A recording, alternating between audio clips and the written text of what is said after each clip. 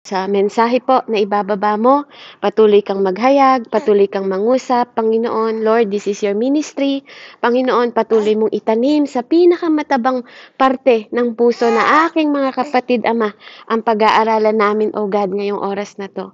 Kaya naman, Panginoon, pinupuri ka namin, pinasasalamatan, patuloy mong ingatan ang lahat ng nagpasalamat mula po sa buhay ni Ma'am Annalyn, sa buhay po, Panginoon, ni Ate Shirley, patuloy na kagalingan, O God, at patuloy po, Panginoon, na excellence, Panginoon, Lord, at patuloy mong maabot, Ama, ang lahat ng mga tao, Panginoon, sa paligid at sa buhay ng bawat ministeryo namin, sa buhay ni Pastor Sammy, Pastora Ami, Pastor Redel, Panginoon, Lord, ito yung mga lingkod mo, Ama, patuloy mo silang kasangkapanin, O Diyos. Hallelujah. Marami pong salamat at ganun din po kay Ate Nina, O God. In the mighty name of Jesus, Lord, ikaw po ang maghayag, kasangkapanin mo lang ang aking bibig sa mga oras na to, sa pangalan ng aming Diyos na buhay, Panginoon, sa pangalan ng iyong anak na si Jesucristo, sa ngalan ng Ama, Anak at Espiritu Santo. Amen and amen. Purihin ang Panginoon. Ayan, so kung meron kang katabi dyan, sabihin mo, God is good all the time. Ano po? God is good all the time. Amen? So, purihin ng Diyos. Tayo po'y dumako sa ating topic ngayong oras na to. Amen? Sa Jeremiah po, chapter 1. Ayan. 1, 5 hanggang 9 po. Ayan. Paso yun na lang po, ano? Jeremiah, chapter 1, 5 hanggang 9 po.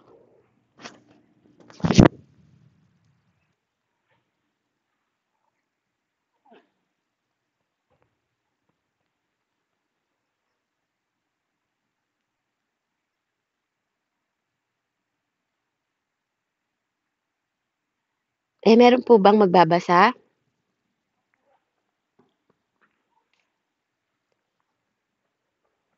Kapatid, ako na lang. Wala kasi may kaano. Opo. Jeremiah chapter 1 verse 5. Hanggang Ang 9 po. sabi po, okay. Sabi po dito, sinabi sa akin ni Yahweh, ng verse 5, pinili na kita bago pa ipinaglihi upang maging propeta sa lahat ng bansa. Sinabi ko naman, Yahweh, hindi po ako marunong magsalita. Bata pa po ako. Subalit sinabi niya sa akin, huwag kang mong sabihin bata ka. Sinusugo kita, kaya't humayo ka. Ipahayag mo sa lahat ang aking iniuutos sa iyo. Huwag mo silang katatakutan pagkat ako isa sa iyo at iingatan kita. Ako si Yahweh ang nagsasabi nito. Verse 9. Pagkatapos siniunat ni Yahweh ang kanyang bisig, hinipo ang mga labi ko at sinabi, Hayan, ibinigay ko na sa iyo ang dapat mong sabihin. Purihin po ang Diyos sa pagbabasa ng kanyang salita. Amen. Sa purihin ng Panginoon, ano po?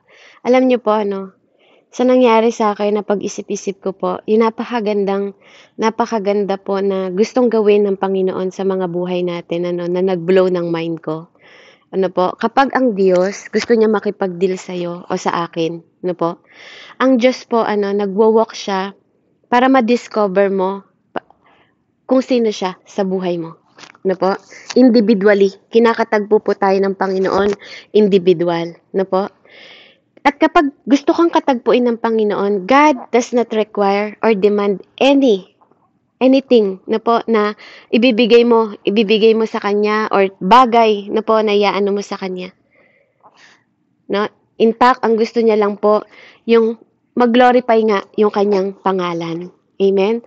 So dito po makikita natin ano, mapapansin mo kapag ikaw ay, sorry po. Wait po.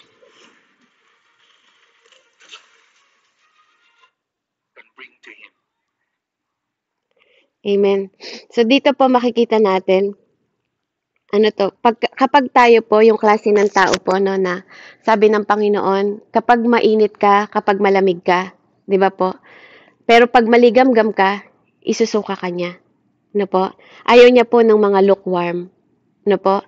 Ang reason ng Panginoon, no po, na kapag ikaw kasi gusto ng Panginoon kapag mas gustong ng Panginoon na iahon yung mga tao na nakakaranas sila ng yung failure, yung alam niya na wala kang kakayahan na iangat yung sarili mo.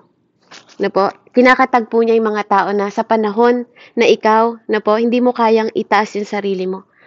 Na wala kang magiging dahilan kapag tinulungan ka ng Panginoon, kundi siya lang ang dahilan. Na po, yun yung mga tao na cold. Kaya gusto niya na mga cold na tao. Na po, yung mga tao na walang experience. Na po, yung title ng ating mensahe ngayon is Unexperience.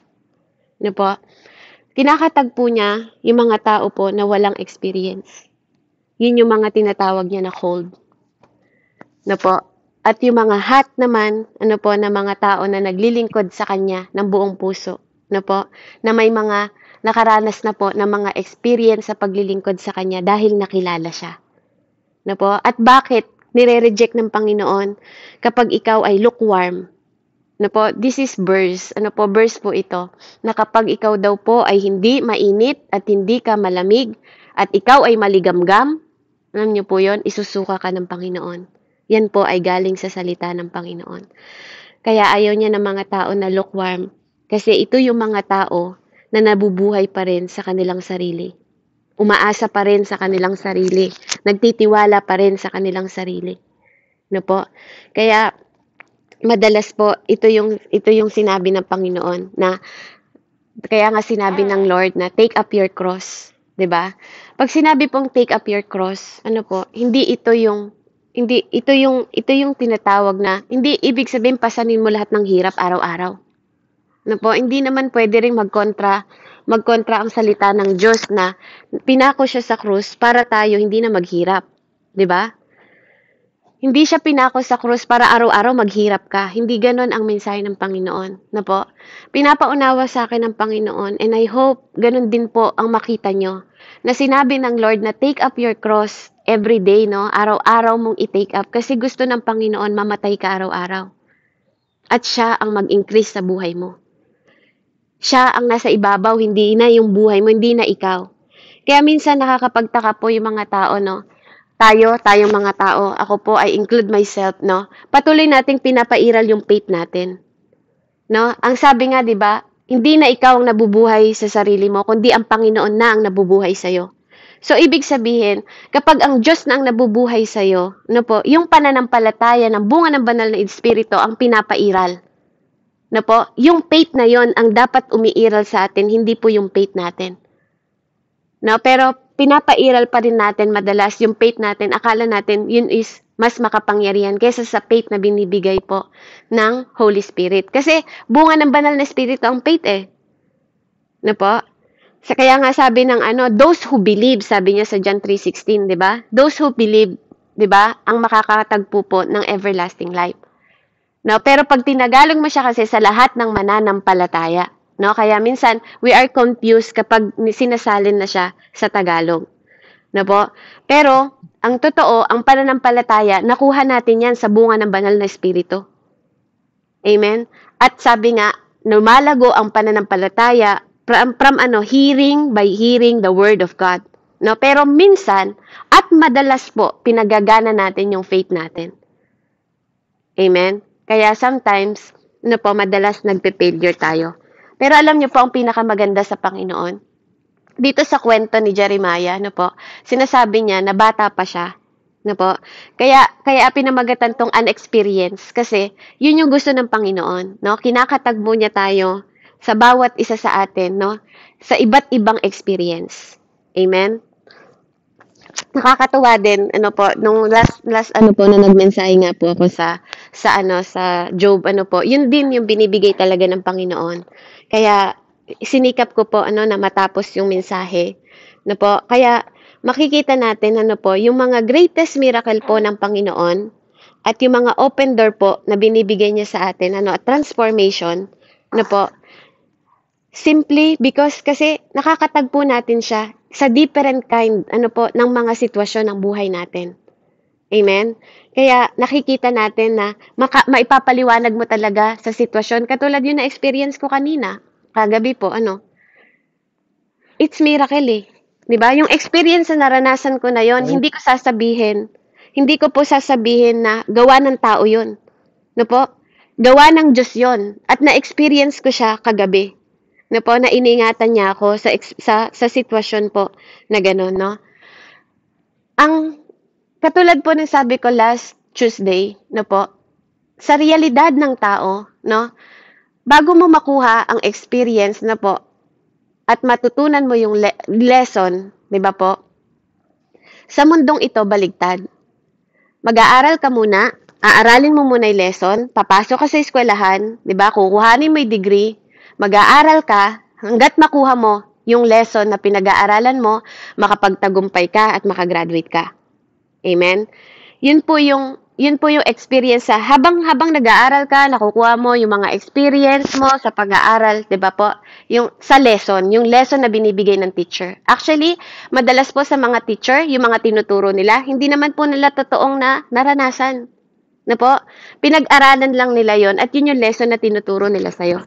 Kumpara po sa mga tao na nakaka-experience. Amen? Kaya, ganun po yung mga teacher sa eskwelahan. No? Madalas sa kanila, hindi naman nila totoong na-experience yung mga tinuturo nila. Amen? At kapag nakagraduate ka na, no? Kapag humanap ka ng job, ng trabaho, di ba ang hahanapin sa'yo, how long is your experience? Tama po? Di ba? Yun yung hinahanap sa atin. Kasi, i-hire ka nila, hindi para turuan ulit, kundi para magtrabaho sa kanila dahil sa experience na gusto nila na gawin mo na trabahuhin para sa kumpanya na papasukan mo. Tama? No po? Ganun po ang buhay sa mundo. Sige po. Problema mo, Kate. Ayan. So, praise God po. Pamute na lang po ng mga mic. And then, punta naman po tayo sa way ni God. Sa way ni God, no po, pinapa-experience muna ni Lord sa'yo. Pag gusto kanyang gamitin, pag gusto niyang mag-deal sa'yo ng mga bagay, no po, gusto niya na yung path niya, yung maano mo, matagpuan mo, di ba? Umahanap si Lord ng mga bagay na kinokol ka niya sa mga panahon na ilalagay ka niya sa sitwasyon na gusto niyang magamit ka. No po? Sa sitwasyon na wala kang experience. Diba? Sa sitwasyon na gusto ka niyang turuan para matagpuan mo siya. Diba? Sabihin niyo po kung ano yung mga sitwasyon niyo, diba, na nagpakilala sa inyo ang Panginoon. Diba? Nagpakilala sa inyo yung Panginoon sa mga sitwasyon na dati wala kang experience doon. Kaya, nung panahon na na-experience mo yung sitwasyon, kalagayan at katayuan mo, doon siya nagpakilala sa'yo. Si God, ginagamit niya ang experience para magpakilala siya sa'yo. Amen? Sa mundo, tinuturuan ka ng lesson para magkaroon ka ng experience. Amen? So, baligtad, di ba po? Baligtad spiritually yung way ni Lord sa mundo. No po? Kaya, sa experience na yon na binibigay ng Panginoon, saka mo palang makukuha yung lesson. Di ba? Amen po ba? Di ba? Kabaligtaran po, ano? Di ba? Ganun yung Lord eh. Di ba? Sa mundo, lesson muna and then experience. Diba? Pero ang hinahanap nila after ng lesson mo, kung ano yung experience mo. Si Lord naman, gagamitin niya yung experience mo sa mga sitwasyon, no, para magpakilala siya at mapasok niya yung buhay mo at mundo mo. Amen? Para magawa niya yung mga bagay, no, hindi lang gusto ng Lord na gumagawa siya ng miracle, di ba? Para sa mga tao, para maniwala, hindi. Kinakatagpo tayo individually ng Lord, no po? Katulad ni Jeremiah, kinatagpo siya ng Panginoon sa panahon na wala siyang experience. Pero ano sabi sa kanya ng Panginoon? Di ba, humayo ka? Di ba? Huwag mo silang intindihin. Gagamitin siya ng Panginoon. Amen? So, ganun din po tayo, no? Bawat experience natin iba-iba. No? Pero, hindi ibig sabihin, yung experience mo, experience ko. Tama? Magkakaiba po tayo. At madalas, sinasabi natin sa kapwa natin, pilit nating isinusuot yung experience natin sa ibang tao, which is hindi po ganun yon, no? Bawat isa sa atin, kanya-kanya tayo na experience. Minsan sinasabi mo sa tao, ganyan din nangyari sa akin, kailangan mo munang maghirap, kailangan mo munang mahirapan, at pag nahirapan ka na, andyan na yung blessing ng Lord. Which is, kailangan po, basagin natin yung ganun na salita. Kasi, kung totoong naniwala ka na everything is nagre-rely ka sa finished product, finished work ng Panginoon, bakit do you think gustong mahirapan ng Lord ikaw araw-araw? Para bago ka makakuha ng blessing? Hindi ganun eh. Kung iisipin nyo po, pinapaunawa dito ng Panginoon, that is contradict sa kanyang salita. hindi tayo gusto ng Diyos na mahirapan, no po, para sabihin natin bago tayo mabless. Hindi yun yung way ng Lord. Kasi from the beginning, kapag ikaw ay tumanggap sa Panginoon, you are already blessed. 'Di ba? Paano ko pong nasabi, no? Sa realidad, ikaw ba kaya ka nagtatrabaho sa mga anak mo para maranasan nila ang hirap? Hindi ba kaya ka nagtatrabaho para dumating ang panahon na hindi maghirap ang anak mo? Tama po ba? 'Di ba? Pero bakit sinasabi natin pagdating kay God, kailangan maghirap tayo bago muna makaranas ng mabuti, 'di ba? Hindi ganoon eh. Hindi ganoon. Kaya minsan isinusuot natin yung experience natin sa ibang tao. Hindi pwede 'yon. Hindi pwedeng yung experience ni Ate Nina maging experience ko. 'Di ba? Kaya alam niyo po sabihin niyo sa sarili niyo, your experience is not my experience because God will do better to me. 'Di ba? Kaya ako po hindi ko inaano yung ko sa sarili ko sa ibang tao. Kasi alam ko that sabi ni Lord, 'di ba, from the womb of your mom, 'di ba, I chose you. 'Di ba? Pinili tayo ng Panginoon sa womb pa lang na ating mga nanay. So kung ikaw, iba-iba tayo, 'di ba? Sa womb ng nanay mo, iba-iba din ang experience na nararanasan mo sa buhay na tinuruan at kinatagpo ka ng Diyos. 'Di ba? Para maniwala ka na may Diyos. Para makatagpo ka niya, 'di ba? 'Di ba? Name it. Ano yung mga experience ninyo na nagpakilala sa inyo ang Panginoon? Hindi tayo pare-pareho. Amen? Kaya hindi pwedeng yung experience mo maging experience ko, 'di ba? Kung naghihirap yung kapatid mo, gugustuhin ko ba na maghirap? Hindi. 'Di ba? Papalitan ko yung mindset ko. I am blessed. I am tagapagmana ako, bilabid ako ng Panginoon, 'di ba? Hindi siya nagpapako sa krus para maghirap ako araw-araw. That's wrong mindset.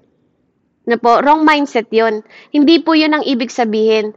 Kasi ang pagpapasan ng krus araw-araw, yung mamatay ka araw-araw, mamatay lahat, 'di ba? Alam mo 'yon, yung prinsipyo mo sa buhay dati na akala mo ito yung mag-aahon sa iyo, mapalitan 'yon, 'di ba? Mapalitan 'yon ng Panginoon sa mata na nakikita ng Diyos kung sino ka sa kanya, yung identity na nakikita ng Panginoon kung sino ka. Na po, yung siyang mag-increase sa'yo, yung mag-glorify siya sa buhay mo, 'di ba? Na hindi na ikaw ang nasusunod, yung mga dating mga rejection mo, 'di ba? Na nireject ka, hindi ba doon ka kinatagpo ng Panginoon? Yung mga failure mo dati, 'di ba? Hindi ba doon ka kinatagpo ng Panginoon? 'Di ba? Para sabihin niya sa'yo na anak, it's not about you anymore. 'Di ba? Kaya i-carry mo yung cross mo araw-araw. 'Di ba? Die every day. Kasi saan mo ba nakikita ang cross? Hindi ba sa sementeryo? 'Di ba? Sa sementeryo, nakapaibabaw yung krus kasi patay na, 'di ba? Patay ka na sa lumang pagkatao mo at hayaan mo mag-increase si Lord kaya siya nakapatong. No po, 'yun yung sa akin ng Lord. No po, 'yun yung pangungusap ng Lord sa akin. Hindi ko sinabi sa inyo na pasanin niyo ang hirap araw-araw dahil ako na ang nag-take noon. Hindi mo ba? 'Di ba 'yun ang salita ng Lord? Tinake niya lahat ng kasalanan natin para hindi ka magkaroon ng kapintasan. Tinake niya lahat ng paghihirap para maging mayaman ka. 'Di ba? Tinake niya 'yan lahat. Tapos sasabihin mo, 'di ba, na ikaw kailangan maghirap. Siguro po kaya ang Diyos, no, ang gusto niya transforming mind and heart sa buhay natin. Na po kasi your experience will never be my experience. Iba-iba po tayo kakatagpuin ng Panginoon. So dumako po tayo, no, sa kwento po ni David, no? Noon siya po sa sa First Samuel chapter 17, tayo po'y dumako doon, no? Noon pong si Goliath po, no, wala pong experience. Iba yung experience ni David, po, sa pakikipaglaban. Siya ay shepherd, tama po? Nagpapastol siya. No? Para makita lang po natin from the womb of your mom, sabi nga ni Jeremiah, nung kinasangkapan siya ng Panginoon, no po. Sabi niya doon sa kay David po, no, nung narinig niya na minamaliit po ang Palestine. Pakibasa nga po 'yung kwento sa 1 Samuel 17 po. Mag-start po tayo sa 17. Maghahatid po siya ng pagkain niya sa mga kapatid niya dahil yung mga kapatid niya ang totoong warrior, hindi po si David. Sa verse 17 po, sa Samuel 17 po, 1 Samuel 17, verse 26 po, pababa. hanggang 40.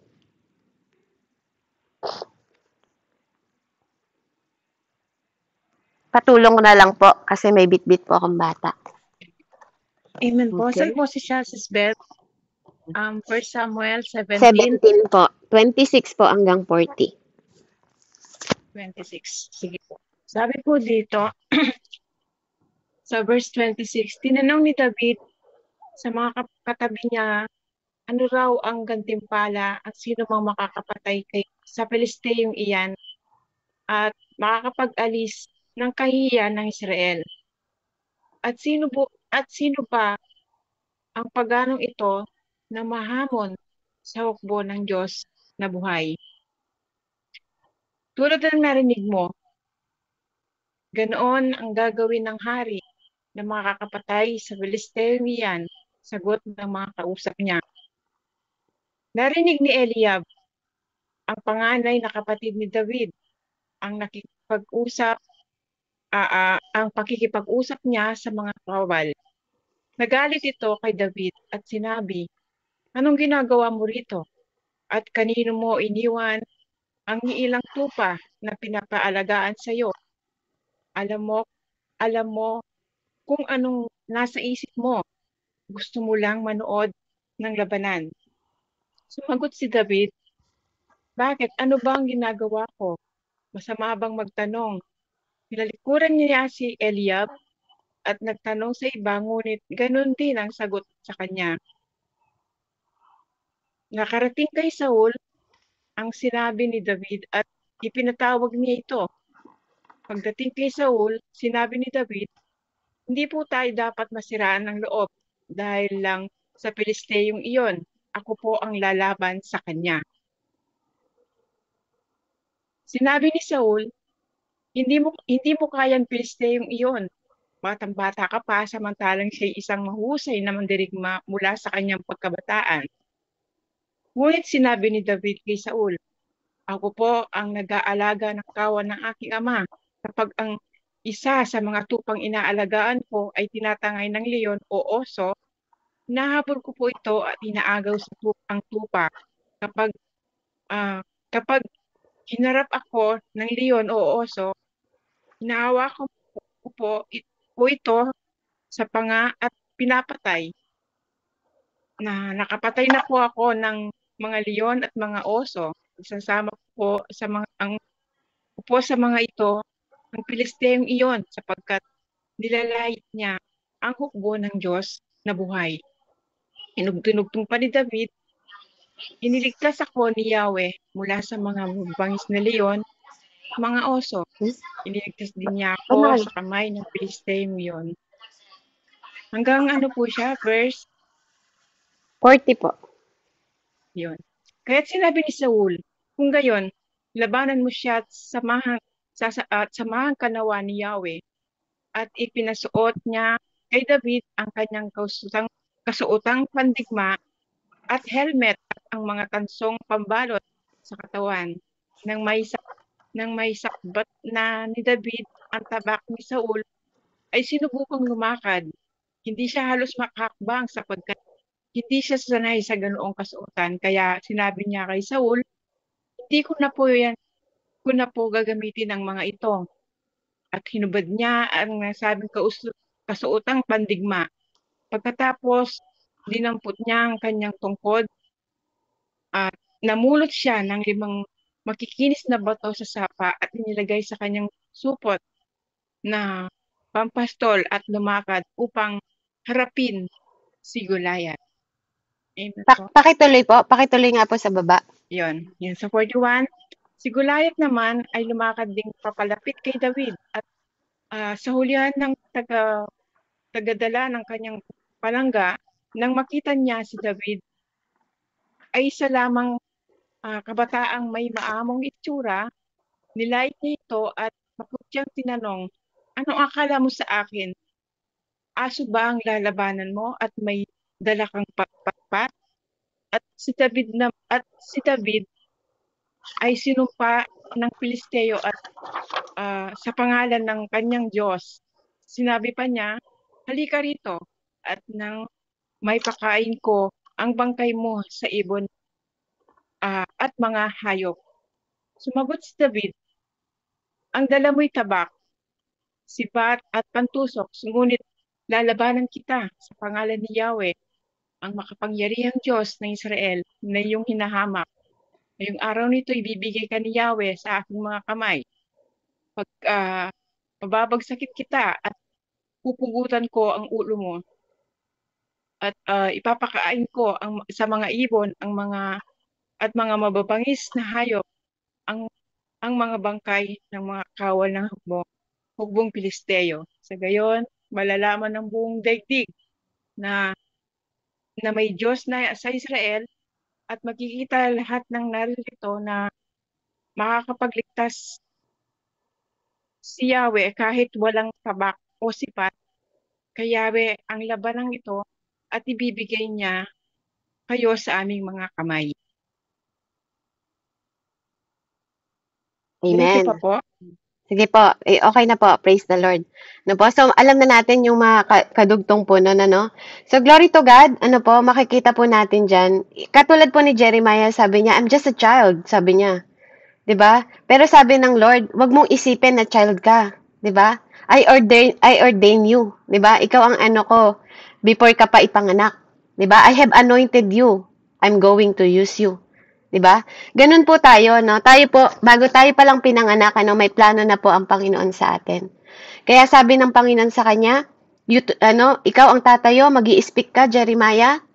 That said that sabi niya, I am a child. Kung iisipin niyo po, bakit dito din sa binasa ni ate, batang-bata, di ba sabi niya? Pinipili ng Diyos yung bata, no? At tinawag tayong child ng Lord, no po? Hindi niya tayong tinatawag na God's adult. God's child ang tawag sa atin ng Panginoon. Ano po? Kasi, bakit po? Ang children's kasi nai-instruct, natuturuan. Amen? No po? Hindi niya tayo tinawag na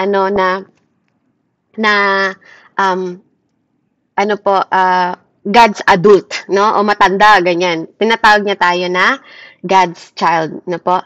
Kasi, dahil nga, pag ang bata, di ba, kaya nga sabi niya, maging bata kayo, di ba? Para malapit siya at gusto niya yung mga isip ng bata. Hindi katulad po na minsan pag lumaki na tayo, ang hirap na nating ituro. So dito parang iniisip ni Jeremiah na walang kontrol ang Diyos sa lahat ng bagay, kaya pina-experience sa kanya. So dito, kaya tayo dumako po, sa buhay po ni David, para makita nyo rin po na isa din si David sa piniling bata ng Panginoon. No po? At ang experience ng tinuro sa kanya, na hindi na pag-uusapan, ang akala natin si Samson lang ang pumatay ng leon, 'di ba? Si Samson nga, naging malakas siya sa paningin ng mga tao na bumabasa ng Bible, 'di ba? Na ginamit siya bilang Nazaret. Pero hindi na pag-usapan si David na siya ay pumatay din ng leon, at hindi lang leon, pati bear, o sinong mas malakas, 'di ba? Pati oso pinatay po ni David, 'di ba? Noon siya po ay shepherd ng kanyang tatay. Amen. So makikita natin dito sa labanan nila, sa verse 37, na si David, sa binasa ni ate, sabi niya doon, the Lord who rescue me from the paw of lion and the paw of the bear will rescue me from the hand of Philistine. Kasi doon niya natagpuan si God, na iniingatan siya ng Panginoon sa mga experience na naranasan niya sa mga leon at oso. Amen? Ikaw kapatid, saan ka kinatagpo ng Diyos sa experience mo?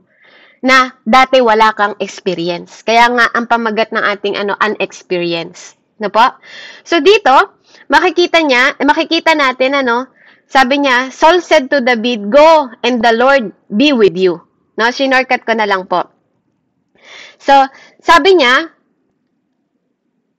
nung tiningnan niya, bata ka pa, sabi niya, tinitingnan ni Saul, na bata pa po si David nung that time, na wala siyang experience, wala siyang dahil dumating nga siya doon, kung shepherd po siya, siguro dala niya itong tungkod niya, di ba? Dala niya itong tungkod niya. Pero alam niyo ba, na ang mga shepherd po, ang mga shepherd is,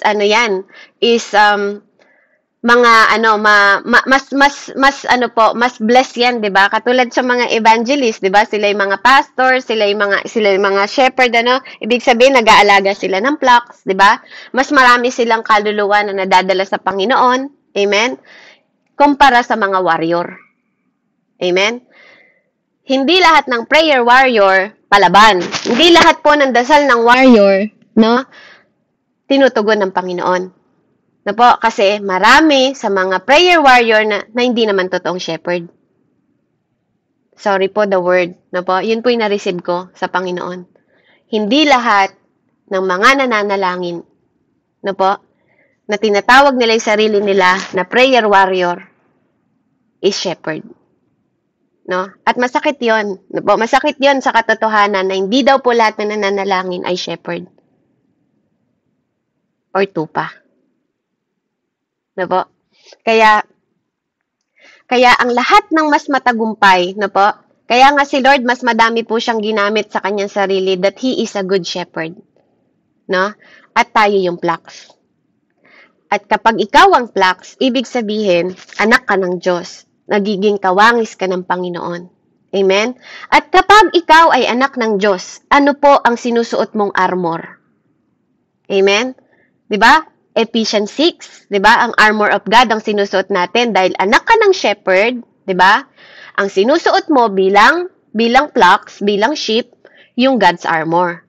So dito sa pagkakataong ito, no po, sinuot sa kanya ni Saul yung armor ng panglabanan, 'di ba? Yung helmet, 'di ba? Pero sa buong buhay ni David, ang armor niya kasi yung God's armor, 'di ba? Ano po yung God's armor? Helmet of salvation, bracelet of righteousness, amen? Sandals ng peace, 'di ba? Belt of truth, amen? Yun yung armor ni David. Amen? So hindi niya sinusuot yung mga klase ng armor na ganyan. Alam niyo, no? Yung revelation ng Lord, napakaganda eh. Kasi, kung matatandaan ninyo, once in a while, sa buhay po ni Saul, he's also a shepherd. Tagapagpastol lang siya ng kanyang tatay, di ba po, bago siya naging king. Actually, natagpuan niya nga si Samuel, di ba, na hinahanap niya yung nawawalang baka ba yun o kalabaw, di ba po, itama niyo na lang po kung ano yun. Pero ang alam ko po, no, she is also a shepherd katulad ni David. Amen? Na po, 'di ba? Ang galing, oo nga po Lord, no? Parang ganun yung ko sa kanya. Shepherd din pala si Saul dati bago siya ginawang king. Ngayon, parang sinasabi ni Saul kay David, hindi ka naman warrior. Sabi niya, hindi ka warrior, hindi ka nakikilaban, kaya isuot mo tong damit na to. Amen? Ayan, naririnig niyo po ba ako? Bigla kasing may tumawag, baka po maputol. Nadidinig niyo pa po ako? Hello po. Amen. Ayan. Amen po. Praise God po, no? So, sabi po dito, na gusto niyang isuot, diba? Hindi ka warrior. Katulad ko. Parang sinasabi niya sa mindset niya. Kaya, paano mong haharapin yan si Goliath? Kailangan isuot mo din ito kung paano kung sinusuot. Kung nakikita niyo po, sa kwento, hindi po nakikipaglaban si Saul sa labanan, no? Dahil king siya, nandun lang siya nakaupo. Wala siyang experience na makipaglaban. Amen? Pero dahil si David, may experience siyang makipaglaban, iba nga lang yung way niya. No po? Kaya nga, bawat isa sa atin, maaaring may mga panahon na magkapareho tayo ng experience.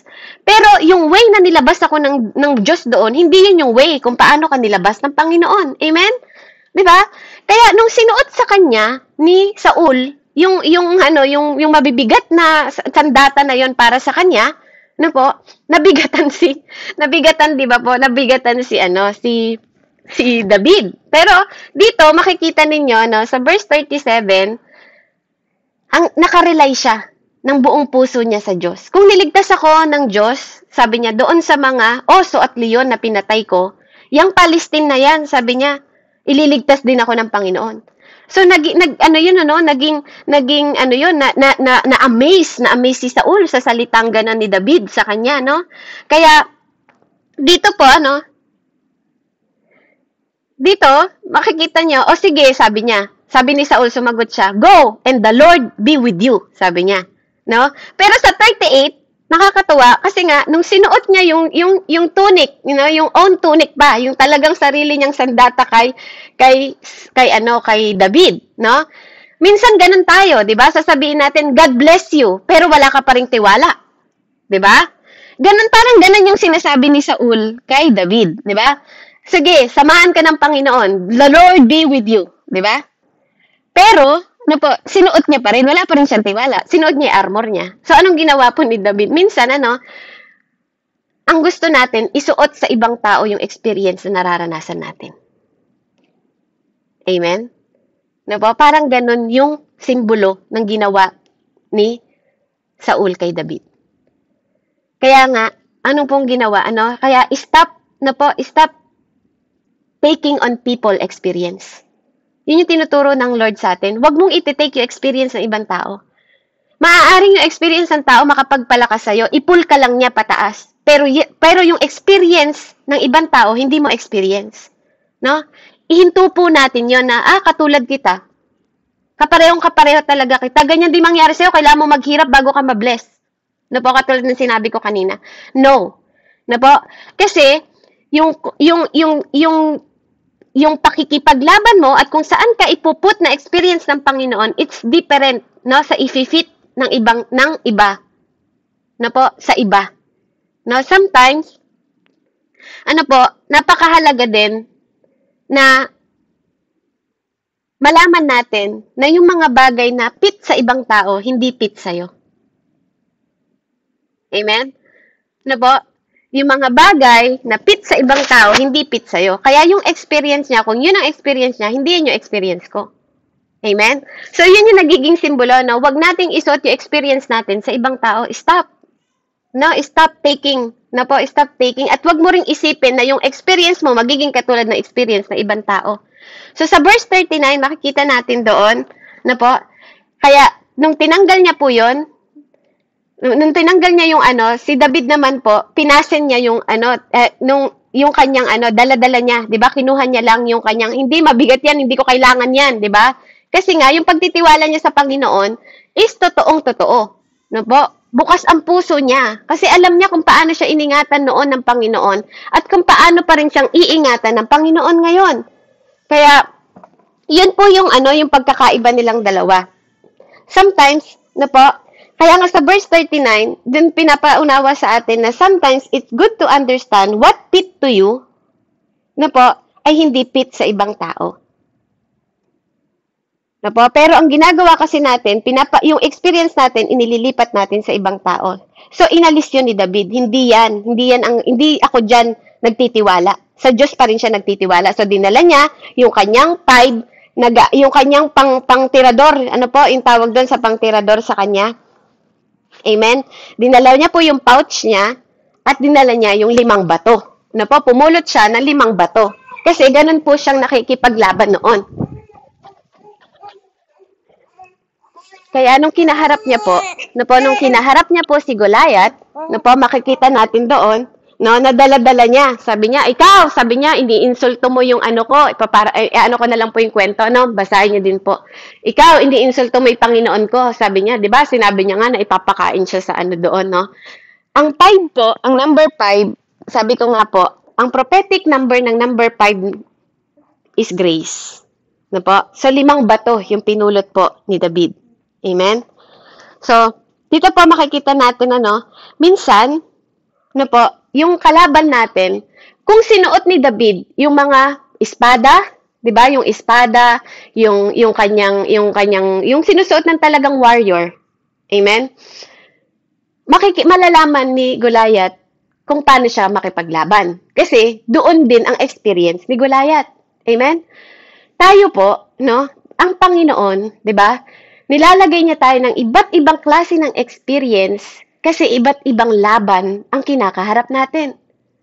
So, dahil nakita ni Goliath na iba yung laban ni David, minsan ang Diyos po, ginugulo niya yung kaaway para hindi niya malaman, di ba? Kung ano yung minsan na experience na tinuturo sa atin ng Panginoon, kung paano tayo makakalabas sa way. Di ba? Yung way ni Lord, hindi way ng tao. Di ba? Ang way ni Lord kay David, tinuruan siyang maging shepherd, mag-ingat sa mga tupa, di ba? Na hindi sila masaktan. Kaya iba yung way ng fighting niya, ng pagiging warrior niya. Amen? At pagtitiwala sa Diyos. Yun ang totoong nagpalakas kay David. Kaya, nung nakita siya ni Goliath, na-curious si Goliath sa kanya. Paano kaya makikipaglaban to? Anong ginawa ni Goliath? Tinanggal niya yung helmet niya. Amen? Yung pinaka-helmet niya. Si David, Ang suot niya, God's armor, spiritually, hindi nakikita. Amen? Yung battle natin, ganon, spiritual, hindi nakikita. Amen? Kaya makikita niyo po dyan, no? Nung nakipaglaban siya, di ba? Natalo niya po. Di ba? Natalo niya. No? Natalo niya po si Goliath. Amen? Kaya, yun yung napakabuti sa Panginoon. Ano po? Yung mga experience na pinadadaan sa atin ng Panginoon, iba-iba, pero talagang naturuan po tayo ng lesson ng Panginoon kung paano tayo makipaglaban by His grace. Ano po?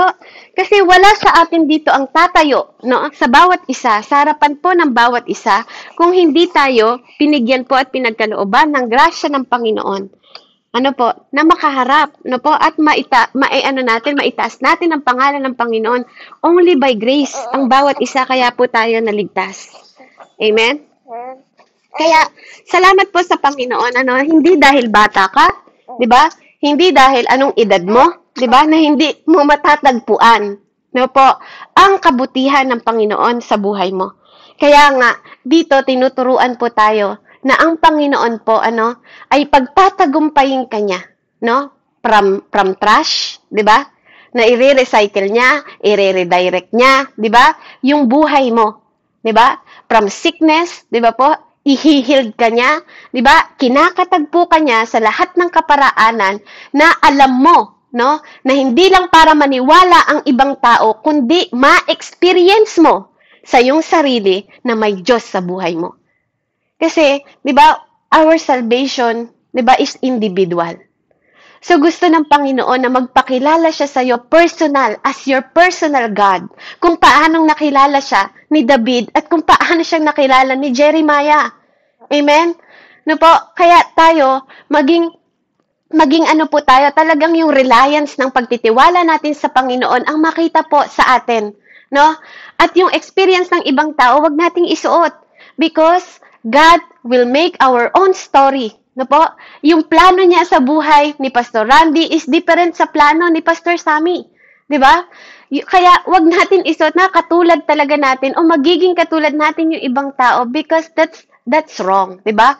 Hindi po tama na iano natin yung ating experience. Pwede nating mapalakas yung ibang tao by our own experience para, 'di ba, tumayo sila sa pagkalugmok nila, pero hindi natin pwedeng sabihin na kapareho natin yung mga paraan ng katagpuin sila ng Panginoon sa kanilang mga buhay.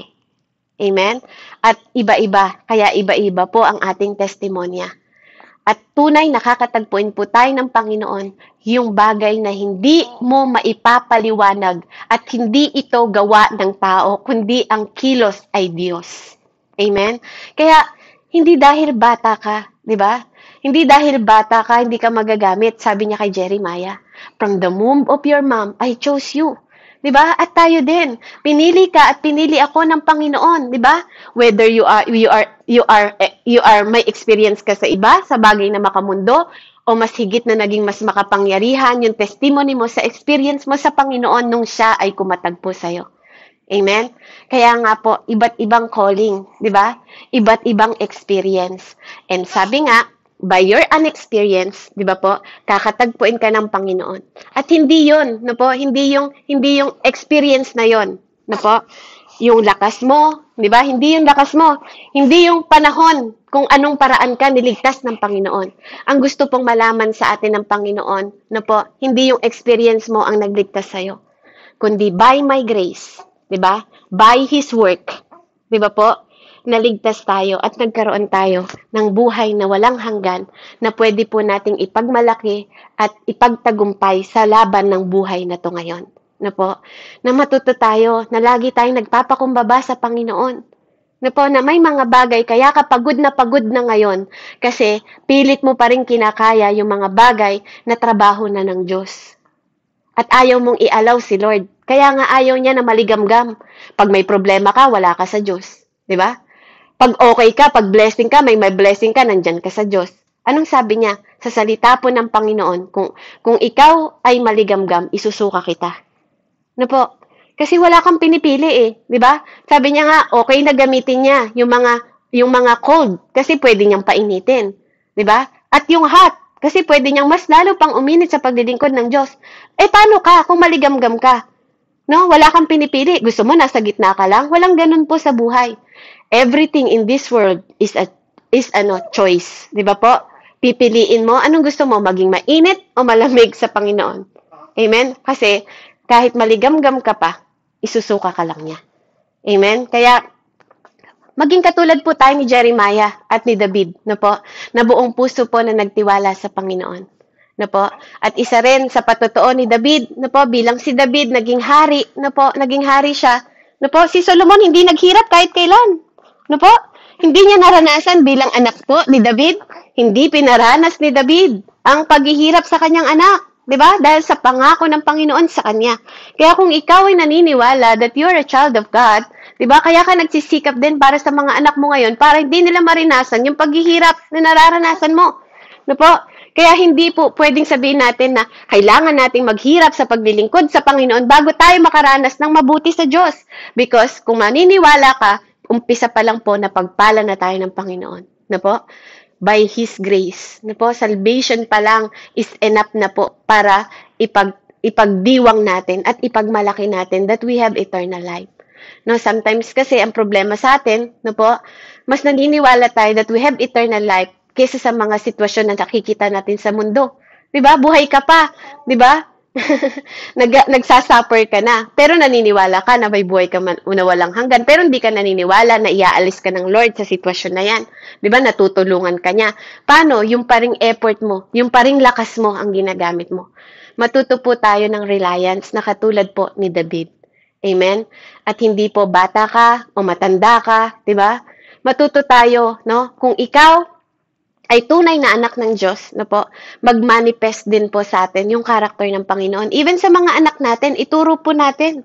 'Di ba po? Ang mabubuting gawa, no po, ang mabubuting karakter. Kasi hindi po pwede na sinasabi mong anak ka ng Diyos tapos ang ugali natin, ugali po ng kalaban. Amen? Kaya sabi niya, no po, tatayo po tayo no, sa mga experience na pinaranas ng Panginoon sa atin, sa mga bagay na dati wala tayo experience. No po, kaya naniniwala ako, bawat isa po sa inyo, no po, bawat isa sa atin, naging malakas, no po, sa dating unexperienced na naging experience natin. At doon tayo kinatagpo ng Panginoon. Sa panahon na failure ka, sa panahon na marami kang error, sa panahon na makasalanan ka. Kaya purihin po ang Panginoon dahil sa lahat ng iyon, na po, sapat po ang grasya at habag ng Diyos para po tayo ay makasama niya. Amen? Sa paglakad po sa mundong ito at maging represent tayo ng Panginoon na tama, mabuti, kalugod-lugod, kapuri-puri sa harap ng Diyos. Purihin po ang Panginoon dahil sa Diyos tayo po ay may katagumpayan. So, glory to God po. Maraming salamat po. Let's pray. Heavenly Father, purihin ka, Ama, sa mensahe po na pinagkaloob mo sa bawat isa sa amin. Tunay nga, O Diyos, katulad ni Jeremiah at katulad ni David sa kanilang mga murang edad, kinasangkapan mo po sila sa mga unexperienced, Panginoon, na naging experience nila, Panginoon, upang higit kang makilala. Hindi po sa experience na yon sila naligtas, kundi sa pagkilala nila, Panginoon, na experience nila yung presensya mo sa kanilang buhay na hindi mo sila iniwan at hindi mo sila pinabayaan. Ganon din po sa amin, Panginoon. Pasasalamat, Panginoon, sa iyong habag at grasya ang amin pong inaalay sa mga oras na to. Patuloy po kaming magpapakumbaba, Ama, dahil alam namin, O Diyos, na sa aming buhay, Panginoon, may experience namin sa unexpected way, Panginoon, at situation, circumstances, ang isang Diyos na katulad mo.